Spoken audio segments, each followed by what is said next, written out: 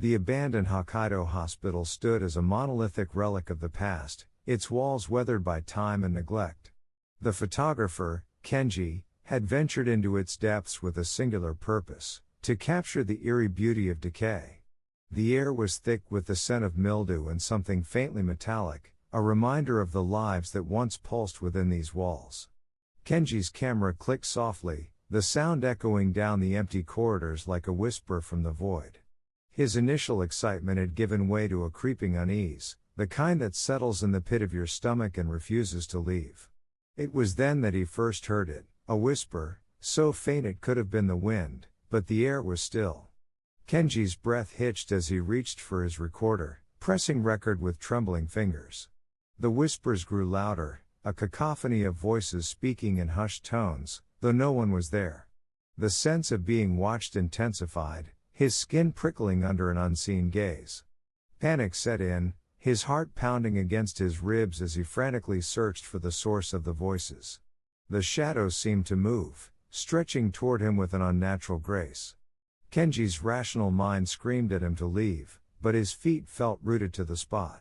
The whispers crescendoed into a deafening roar, and for a moment, he saw them, the shadows, twisting into shapes that resembled human figures. Then, as suddenly as it began, the noise ceased, leaving behind a silence so profound it was deafening. Kenji fled, the recorder clutched tightly in his hand. Later, replaying the audio, he expected to hear the whispers, but the recording was blank. Yet, the feeling of being watched never left him, a constant companion in the days that followed. The hospital's secrets remained untold, its whispers lost to the wind, but Kenji knew, some things are better left unheard. Break time equals fives. Greater than the night was unusually quiet, the kind of silence that weighs heavy on the chest. Takashi, a seasoned night security guard, sat in the dimly lit surveillance room of the derelict Shiroi Sakura Elementary School in Tokyo. The school, abandoned for over a decade, was a relic of the past, its halls echoing with the ghosts of laughter long faded. Takashi took the job for the extra pay, but the isolation was beginning to gnaw at him. The surveillance screens flickered, casting an eerie glow across his tired face. He leaned back in his chair, the leather creaking under his weight, and took a sip of lukewarm coffee. The bitter taste did little to shake the unease settling in his stomach. It was then that he noticed it, a shadowy figure darting across the screen displaying Classroom 3B. His breath hitched. The figure moved with an unnatural grace, slipping between desks like smoke. Takashi's heart pounded as he rewound the footage, but the figure was gone, as if it had never been there. "Must be my eyes playing tricks on me," he muttered, rubbing his temples. But the dread lingered, a cold finger tracing his spine. Hours passed without incident, the monotony only broken by the occasional creak of the old building settling. Then, the whispers started. Faint, indistinct, they seemed to come from every direction at once, weaving through the empty halls like a chilling breeze. Takashi's grip on his flashlight tightened, his knuckles white. "Hello?" His voice echoed back at him, mocking. The whispers grew louder, forming words just beyond comprehension. Sweat beaded on his forehead as he stepped into the hallway, the beam of his flashlight cutting through the darkness. The air was thick, oppressive, as if the school itself was holding its breath. Classroom 3B's door stood slightly ajar, a sliver of darkness beckoning. Takashi's pulse roared in his ears as he pushed the door open. The room was empty, save for the dust-covered desks and the faint scent of old chalk. But the whispers didn't stop. They swirled around him, a cacophony of voices speaking in tongues long forgotten. His flashlight flickered, then died, plunging him into darkness. The whispers crescendoed, a symphony of despair that filled his every pore. Takashi stumbled back, his back hitting the wall. He could feel them then, the shadows, moving closer, their presence a tangible weight against his skin. His breath came in short, panicked gasps as he fumbled for the door handle. The moment his fingers brushed the cold metal, the whispers ceased. The sudden silence was deafening. Takashi didn't wait to see if they returned. He ran, the sound of his own footsteps a frantic drumbeat in the empty halls. Back in the surveillance room, he locked the door behind him, his hands shaking too badly to hold his coffee. The screen showed nothing but empty classrooms, but Takashi knew better. The school was awake, and it was hungry. As dawn broke, casting weak light through the grimy windows, Takashi made a decision. He wouldn't be coming back. But as he walked away, the whispers followed, a promise in the wind. The school had tasted his fear, and it wouldn't forget. The end. Break time equals 5s, greater than the air was thick with the scent of damp earth and rotting leaves as a group of urban explorers ventured deeper into the overgrown forest near Kyoto. The canopy above was so dense that even the midday sun struggled to pierce through, casting the forest floor in an eerie twilight. Among the group was Akira, a seasoned explorer whose fascination with Japan's urban legends had led them here, to a place whispered about in hushed tones. The legend spoke of shadows that whispered your name, drawing you deeper into the forest until you were never seen again. Akira had dismissed it as mere folklore, a story to keep children away from the dangerous terrain. But as the group moved further in, the atmosphere shifted. The usual sounds of the forest, the chirping of birds, the rustling of leaves, seemed to fade away, leaving an oppressive silence in their wake. It was then that Akira first heard it, a whisper, so faint it could have been the wind, but unmistakably their name. They stopped dead in their tracks, their heart pounding in their chest. "Did you guys hear that?" Akira asked, turning to their companions. But the looks on their faces were enough of an answer. They had heard it too. Panic began to set in as the whispers grew louder, more insistent, calling each of them by name from the darkness that seemed to press in from all sides. The group huddled closer together, their flashlights cutting through the gloom but revealing nothing but the endless trees. The rational part of Akira's mind screamed that this was impossible, that there had to be a logical explanation. But the primal part, the part that recognized fear, knew better. The whispers were coming from nowhere and everywhere at once, a chorus of voices that seemed to echo inside their very skulls. Then, as suddenly as it had begun, the whispers stopped. The silence that followed was deafening. The group exchanged terrified glances, no one daring to speak, to acknowledge what had just happened. Without a word, they turned and fled, their earlier curiosity replaced by a single, unified thought: escape. The forest seemed to resist their retreat, the undergrowth tangling around their legs, the shadows stretching longer as if to pull them back. But they pushed on, driven by a terror that overrode all else. When they finally burst out of the tree line, gasping for breath under the open sky, none of them could explain what had happened. The rationalizations came later, a trick of the wind, an auditory hallucination caused by the forest's unique acoustics. But deep down, Akira knew the truth. The forest had spoken to them, and it knew their names. The experience left them with a lingering unease, a fear of the dark and the whispers that might come from it. They never returned to that forest, but sometimes, in the quiet of the night, Akira could swear they heard their name being called, a whisper from the shadows just beyond the edge of hearing. Break time equals 5s, greater than the dense canopy of Aokigahara forest blocks out the sun, casting an eternal twilight over the winding trails. Known as the Sea of Trees, this place is as beautiful as it is foreboding, a magnet for those seeking solitude or something more permanent. Today, it draws a solo hiker, Alex, who came to escape the noise of Tokyo, to find peace in nature's embrace. But peace is the last thing he finds. The air is thick, not just with moisture but with an unspoken tension, as if the trees themselves are holding their breath. Alex's initial excitement gives way to unease as he notices the absence of wildlife, the unnatural silence broken only by the occasional rustle of leaves, no birds, no insects, just the sound of his own footsteps.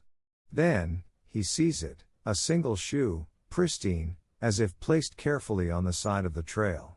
Curiosity piqued, Alex steps closer, only to spot another a few feet ahead, a wallet, its contents spilled out like an offering. The trail of belongings leads off the path, into the underbrush. Against his better judgment, Alex follows, each step heavier than the last. The murmurs start as a whisper, so soft he thinks it's the wind. But the words become clearer, a cacophony of voices speaking in hushed tones, some pleading, others laughing, none of them his own.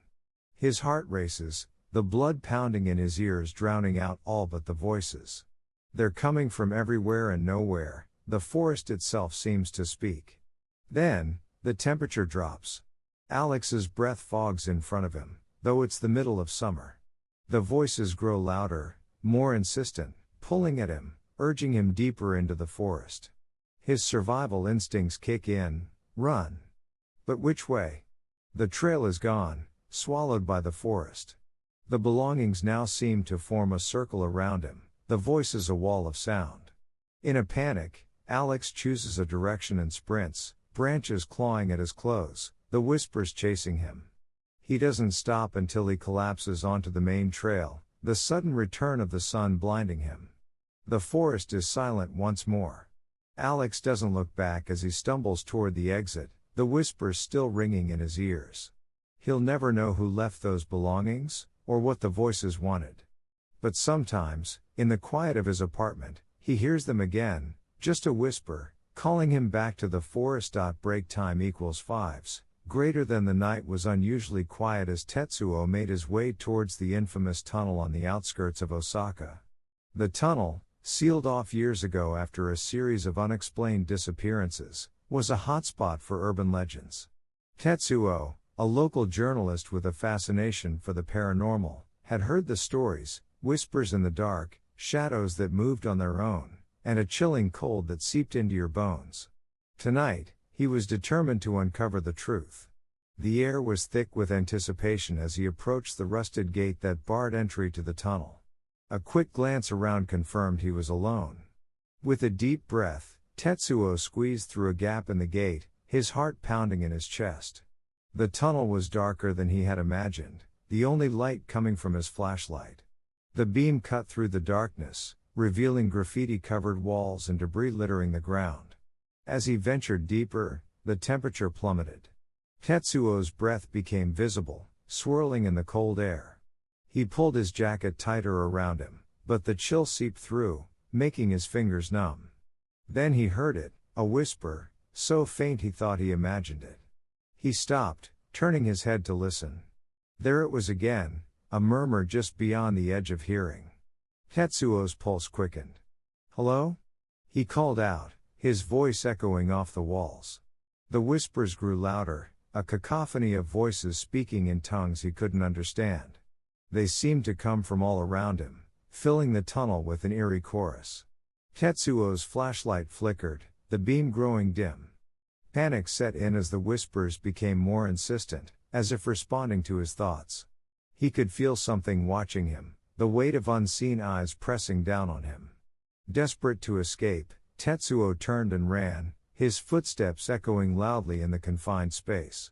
The whispers followed him, growing louder, more aggressive. He could feel them in his mind, probing, searching. Just as he reached the gate, his flashlight died, plunging him into darkness.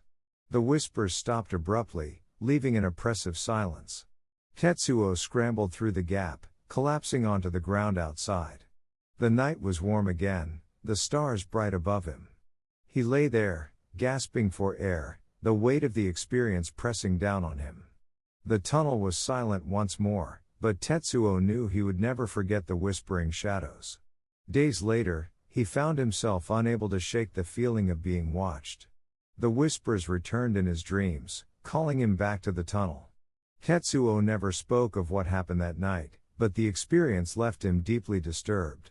The urban legends were true, and some mysteries were better left unsolved. Break time equals 5s. Greater than the night air in Nagasaki was thick with humidity, clinging to my skin as I stepped into the dimly lit corridor of another abandoned love hotel.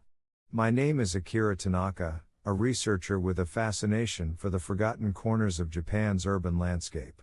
This particular hotel, the Hana no Yado, was said to have been a popular spot in the 1980s, now left to decay with its neon sign flickering intermittently, casting eerie shadows on the peeling wallpaper. My goal was simple: document the architectural and cultural significance of these places before they were lost to time or redevelopment. But as I ventured deeper into the building, my professional curiosity was overshadowed by an unsettling feeling of being watched. The first sign something was amiss came when I heard it, a soft, echoing laughter that seemed to originate from the room at the end of the hall. I froze, my breath catching in my throat. I had checked every room upon arrival, they were all empty. The laughter faded as quickly as it came, leaving behind a silence so profound it was almost deafening. I told myself it was just the wind or perhaps the building settling, but the rational explanations did little to quell the rising tide of unease. Over the next few nights, the phenomena grew more pronounced. Whispers would start as soon as the sun set, indistinct yet undeniably human, threading through the air like invisible strands of silk. They seemed to come from every direction, sometimes sounding like they were right beside my ear. I began recording my experiences, both in notes and audio, but playback revealed only static. My sleep became fragmented, plagued by dreams of faceless figures standing at the foot of my makeshift bed in the hotel's lobby. I'd wake to the sound of my own heartbeat, the whispers now a constant backdrop to my isolation. The climax came on my final night at Hana no Yato. I was reviewing my notes when the temperature in the room plummeted. My breath came out in visible puffs, and the whispers crescendoed into a cacophony of voices, all speaking over one another in a language that felt ancient. Then, as suddenly as it began, silence. The air grew warm again, and for a moment, I dared to hope it was over. But then I saw them, shadows moving independently of any light source, stretching and contorting along the walls. They converged near the doorway, forming a shape that was almost human but not quite. My body was frozen, terror rooting me to the spot. The shape leaned in, and for the first time, the whispers formed a single, coherent sentence: "You are not alone." I fled the hotel that night, leaving most of my equipment behind. Back in Tokyo, the whispers have stopped, but the shadows linger at the edges of my vision, a constant reminder that some things are better left undocumented. My research remains incomplete, a collection of unanswered questions and unsettling encounters. Perhaps Hana no Yato was never meant to be remembered, its secrets kept by the whispering shadows that call it home.